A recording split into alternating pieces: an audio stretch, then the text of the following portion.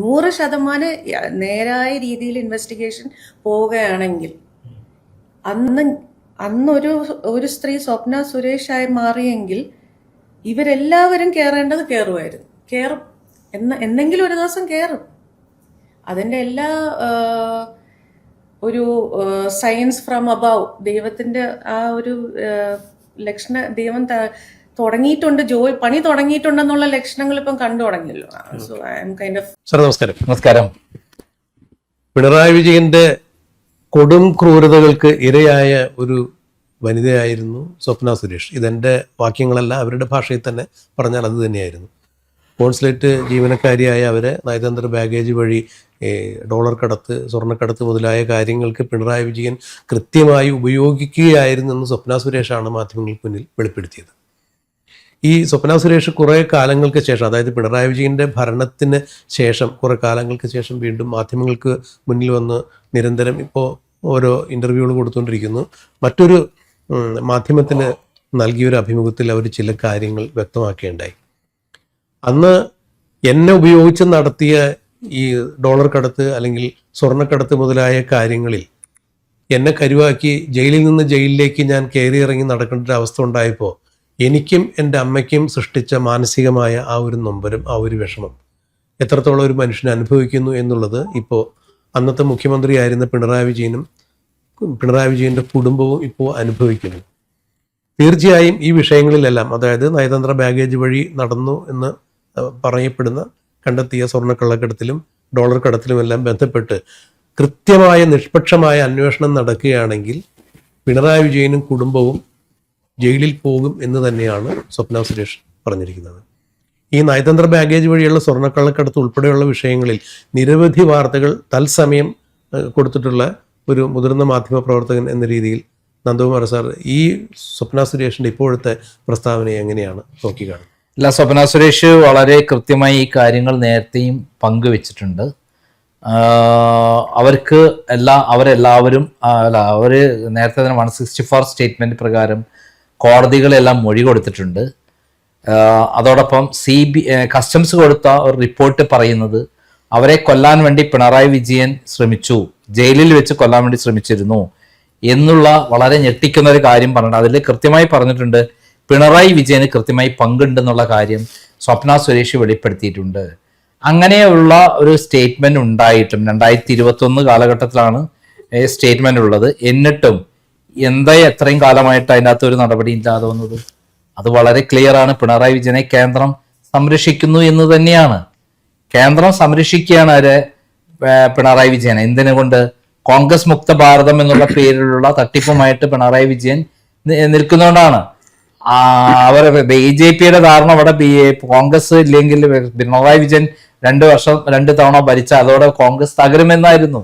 എന്നാൽ പിണറായി വിജയൻ ഇത്തരത്തിലുള്ള അഴിമതികളെല്ലാം നടത്തിയത് പരസ്യമാവുകയും മകളും മകനും ഭാര്യയും എല്ലാം തന്നെ ഇതിൽ ഉൾപ്പെട്ടുള്ളതാണെന്ന് കൃത്യമായി ജനങ്ങൾ മനസ്സിലാക്കുകയും മാത്രമല്ല അദ്ദേഹത്തിന് അഹങ്കാരം മൂത്ത് ഭ്രാന്തായ പോലെ അദ്ദേഹം നിയമവിരുദ്ധമായ പ്രവർത്തനങ്ങൾ തുടർച്ചയായി ചെയ്യുകയും ആ സന്ദർഭത്തിൽ അദ്ദേഹത്തെ ജനങ്ങൾ തന്നെ ചവിട്ടി പുറത്താക്കി വോട്ടിക്കുകയും ചെയ്തു.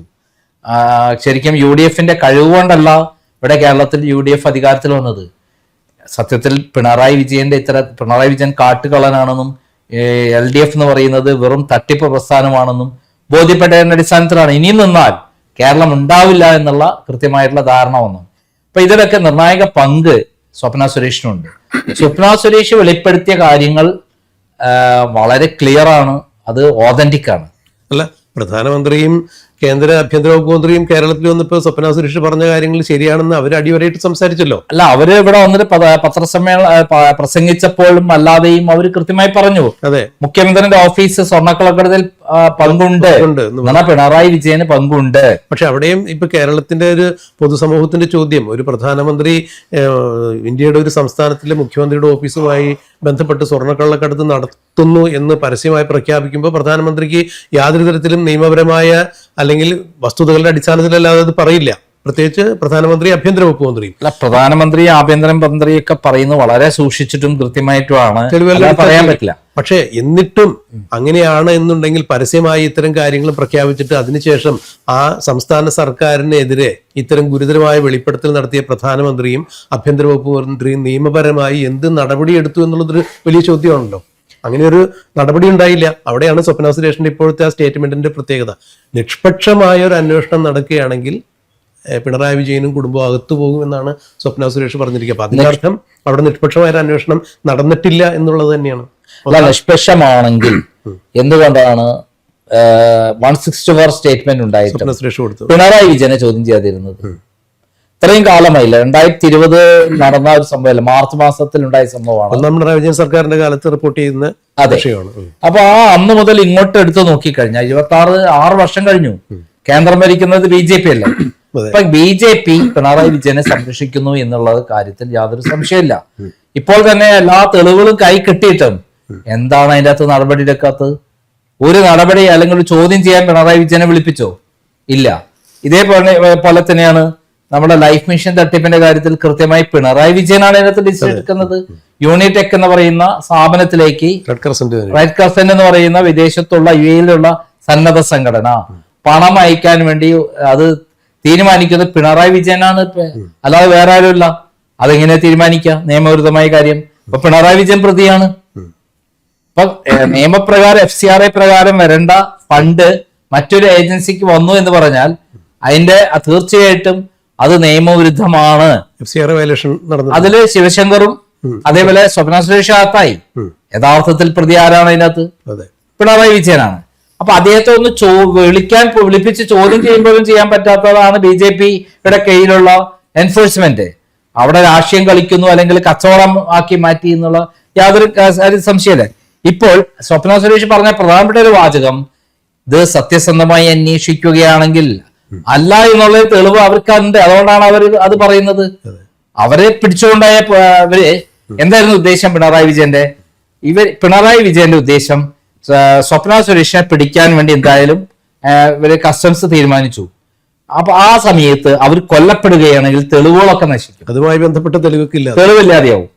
ആ തെളിവുകൾ ഇല്ലാതാക്കാൻ വേണ്ടിയിട്ടാണ് അവരെ ജയിലിൽ വെച്ച് കൊല്ലാൻ വേണ്ടി പിണറായി വിജയൻ പ്ലാൻ ചെയ്യുന്നു പ്രവർത്തിച്ചത്.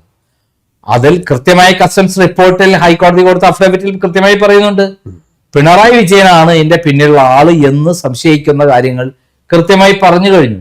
ഭരണത്തിലിരിക്കുന്ന പിണറായി വിജയനും കസ്റ്റംസും തമ്മിൽ യുദ്ധം ചെയ്യുന്നത് ആണ് നമ്മൾ കണ്ടേക്കാം. ഭരണത്തിലിരിക്കുന്ന പിണറായി വിജയൻ തന്റെ പോലീസിനെ കൊണ്ടും മറ്റ് സംവിധാനങ്ങൾ ഉപയോഗിച്ചും സ്വപ്ന സുരേഷിനെ കൊല്ലാനും ശ്രമിച്ചു. അത് വഴിതിരിച്ച് മാറ്റി പിണറായി വിജയൻ നിരപരാധിയാക്കാൻ വേണ്ടി സ്വപ്ന സുരേഷിനെ സമ്മർദ്ദത്തിലാക്കി അവര് കൊടുത്ത ഓഡിയോ റെക്കോർഡ് പുറത്തുവിടുകയും അങ്ങനെ കഴിഞ്ഞ ഇലക്ഷനിൽ 2016 21 ഇലക്ഷനിൽ അത് ഉപയോഗിക്കുകയും ചെയ്തു. പിണറായി വിജയനെ ശുദ്ധീകരിച്ച് കാണിക്കാൻ വേണ്ടിയിട്ടുള്ള തന്ത്രമായിരുന്നു അത്. ഇപ്പോൾ സ്വപ്ന സുരേഷ് പറഞ്ഞ പ്രകാരം സ്വപ്ന സുരേഷ് ഇതിനകത്ത് യാതൊരു ആരുമല്ല. സ്വപ്ന സുരേഷ് ഒരു ജോലിക്ക് ഇവിടെ എത്തി. ടൂളായിട്ട് ഉപയോഗിക്കായിരുന്നു പറഞ്ഞല്ലോ. യെസ്, അവര് നയതന്ത്ര ഇവിടെ UAE കോൺസുലേറ്റിലായിരുന്നു ജോലി. അവിടെ നിന്ന് ഇവിടെ കൊണ്ടുവന്ന എങ്ങനെയാണ് ജോലി കൊടുത്ത? എങ്ങനെയാണ് ഗവൺമെന്റ് സർവീസിൽ? എന്നിട്ട് എങ്ങനെയാണ് കാറ് കൊടുത്ത് കൊടിവെച്ച കാർ എങ്ങനെയാണ് കൊടുത്ത്? അതായത് സർക്കാരിന്റെ കാറിലാണ് പോണത്. എന്തിന്? പിണറായി വിജയനും ശിവശങ്കറും പറയുന്ന ഡയറക്ഷനാണ് അവർ പ്രവർത്തിക്കേണ്ടത്. അവരത് പ്രവർത്തിച്ചപ്പോൾ അത് കള്ളക്കടത്തായിരുന്നു. ഈ കള്ളക്കടത്തിന് വേണ്ടിയിട്ട് അവരെ ടൂളായി ഉപയോഗിക്കായിരുന്നു. അപ്പൊ ഇതെല്ലാം അറിയുന്ന അവർ കൃത്യമായി തന്നെ ഈ കാര്യം ലോകത്തോട് പറഞ്ഞത് 100% സത്യസന്ധമാണ്. ഇത് തന്നെയാണ് ഞാൻ പറഞ്ഞിട്ടുള്ളത്. പിണറായി വിജയൻ 1000 കോടി രൂപ വിദേശത്ത് കള്ളപ്പണമുണ്ടെന്ന് ഞാൻ 2020 മറുനാടൻ ഷാജിന് കൊടുത്ത ഇന്റർവ്യൂവിൽ പറഞ്ഞിട്ടുണ്ട്. അതിനുശേഷം ഞാൻ വെളിപ്പെടുത്തി അതല്ല 10,000 കോടി രൂപയുണ്ടെന്നുള്ളത്. ഇപ്പോൾ ഞാൻ പറഞ്ഞിരിക്കുന്ന എന്റെ കണക്കൂട്ടൽ പ്രകാരം ഏറ്റവും ചുരുങ്ങി 25,000 കോടി രൂപയെങ്കിലും, ഏറ്റവും ചുരുങ്ങി 1 ലക്ഷം കോടി രൂപയെങ്കിലും പിണറായി വിജയന് വിദേശത്തുണ്ട് എന്നുള്ള കാര്യമാണ്. അതിന് ആസ്പദം എന്റെ കൈവശമുള്ള 10,000 കോടി രൂപയുടെ രേഖയാണ്. അതേപോലെ തന്നെയാണ് ഇത്രയധികം അതേപോലെ അതിനുള്ളിൽ നിന്നുകൊണ്ട് പിണറായി വിജയന്റെ സകല കാര്യങ്ങൾക്കും ചെയ്ത് പിണറായി വിജയൻ ഉപയോഗിച്ചിട്ടുള്ള അവരെ ഇഷ്ടം നോക്കാതെ ഗവൺമെന്റ് പരിപാടിയാണെന്നുള്ള രൂപത്തിൽ ചെയ്യിച്ചിട്ടുള്ള സ്വപ്ന സുരേഷ് തുറന്നു പറയുന്ന കാര്യങ്ങൾ അത് പ്രകാരം കൃത്യമായി മുന്നോട്ട് പോകണമെങ്കിൽ അന്വേഷണത്തിന് അവര് സഹകരിക്കാന്ന് പറഞ്ഞിട്ടുണ്ട്. അപ്പൊ ഇവിടെ കേന്ദ്ര ഗവൺമെന്റാണ് പ്രതികളായി വരുന്നത്. കേന്ദ്ര ഗവൺമെന്റ് എന്ന് പറയുന്നത് മോദിയും അമിത്ഷായുമാണ് പ്രതികളായി വരുന്നത്. അവരെന്തിനാണ് പിണറായി വിജയനെ സംരക്ഷിക്കുന്നത്? ഇവിടെയുള്ള ചില BJP-യുടെ മുൻ പ്രസിഡന്റുമാരുണ്ട്, അവരും പിണറായി വിജയന്റെ ഇത്തരത്തിലുള്ള കാര്യങ്ങൾ ഇൻവോൾവ് ആണ്. അവർക്കും ആ ചക്ര കൂടുതൽ കിട്ടിയപ്പോ നക്കാനുള്ള സാധനം കിട്ടിയിട്ടുണ്ട്. ആ നക്കിയോടുകൂടെ അവർ മിണ്ടാതെ.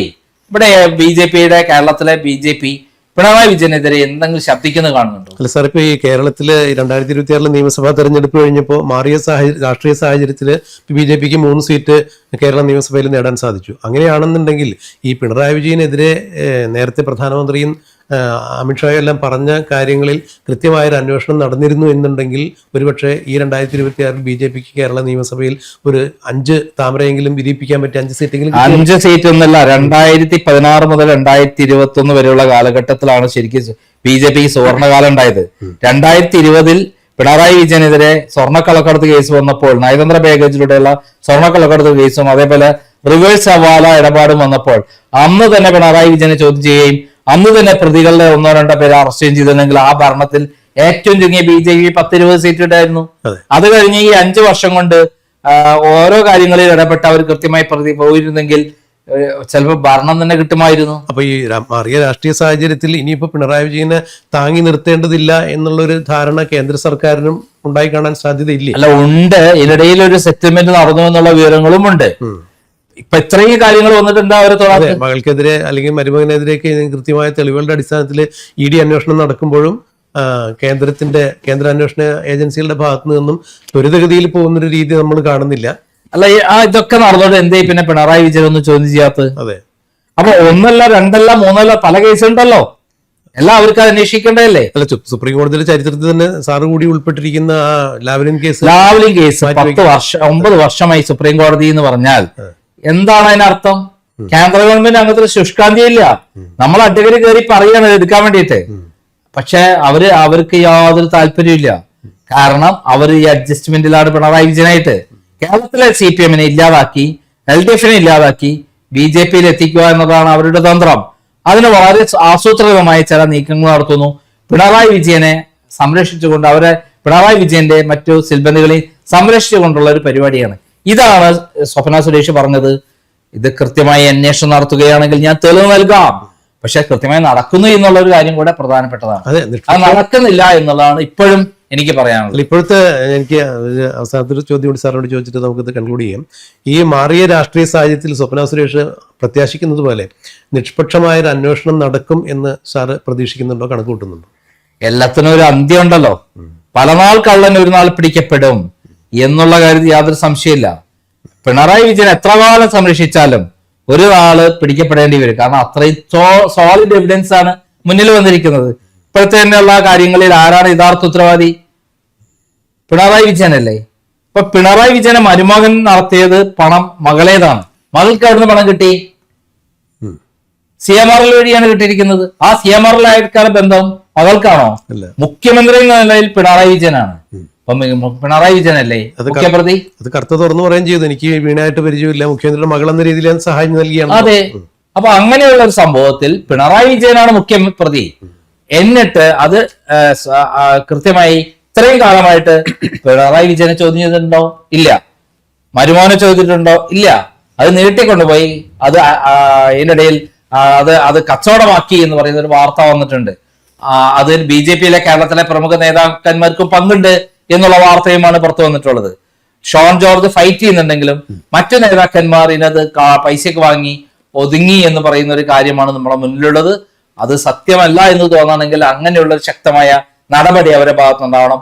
അതിൽ സ്വപ്ന സുരേഷ് ഇത്രയും കാര്യങ്ങൾ പറയുമ്പോൾ അത് ശരിയായ വിധത്തിൽ അന്വേഷണം നടക്കുകയാണെങ്കിൽ ഞാൻ സഹകരിക്കാമെന്ന് പറയുന്നത്. ശരിയായ വിധത്തിലുള്ള അന്വേഷണം ഇതുവരെ ആയിട്ടില്ല എന്നുള്ള അഭിപ്രായമാണ് എനിക്കുള്ളത്.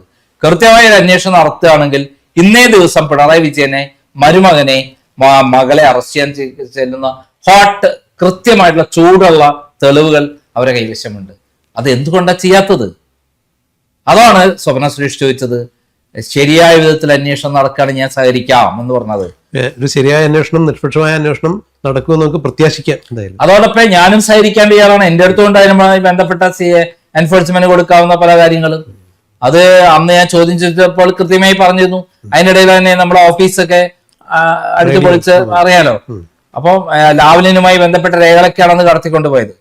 അപ്പം പിണറായി വിജയന് ഇന്നും ഇന്നലെ തുടങ്ങിയാലോ വിദേശ ബന്ധങ്ങൾ എന്ന് ഇല്ല, പറയുന്നത്. അത് വളരെ ഇപ്പൊ ശരിയാണ്. കാരണം ഇപ്പൊ സാറിനെ സംബന്ധിച്ചെടുത്ത് പറയുമ്പോൾ ഇപ്പൊ TP നന്ദകുമാർ എന്ന മാധ്യമ പ്രവർത്തകൻ പിണറായി വിജയനെ സംബന്ധിച്ചിടത്തോളം പലപ്പോഴും പല കേസുകളിൽ ഒരു പേടി സ്വപ്നം തന്നെയായിരുന്നു. അതുകൊണ്ട് തന്നെയാണ് അതൊരു വേട്ടയാടല് നിരന്തരം നമ്മുടെ ഓഫീസിൽ പോലീസിനെ ഉപയോഗിച്ചുകൊണ്ട് അത് പലപ്പോഴും സാറിന്റെ വീട് ഉൾപ്പെടെ. അല്ല, എന്നെ മാത്രമല്ല സ്വപ്ന സുരേഷിന് മാത്രമായിട്ട് അവരെ കൊല്ലാനായിരുന്നല്ലേ പ്ലാൻ. എന്നെയും അതുപോലെ ഇരുന്നുള്ള പ്ലാൻ പിണറായി വിജയൻ നടക്കാത്തത് എന്താ? ഞാൻ അതിന് ശക്തമായ രൂപത്തിൽ പ്രതികരിച്ചത് കൊണ്ടും പിണറായി വിജയനാണ് മുഖ്യ പ്രതിയായി വരിക എന്നുള്ളത് കൃത്യമായിട്ടുള്ള ഒരു അതിനുള്ള കാര്യങ്ങൾ ചെയ്തു വെച്ചിട്ടാണല്ലോ. അപ്പൊ ഇവിടെ പ്രധാനപ്പെട്ട കാര്യം അതിലൊക്കെ തന്നെ കേന്ദ്ര ഏജൻസികൾ ശരിയായ വിധത്തിൽ പ്രവർത്തിച്ചിട്ടില്ല. അത് മാറണം. അതാണ് സ്വപ്ന സുരേഷ് പറഞ്ഞിട്ടുള്ളത്.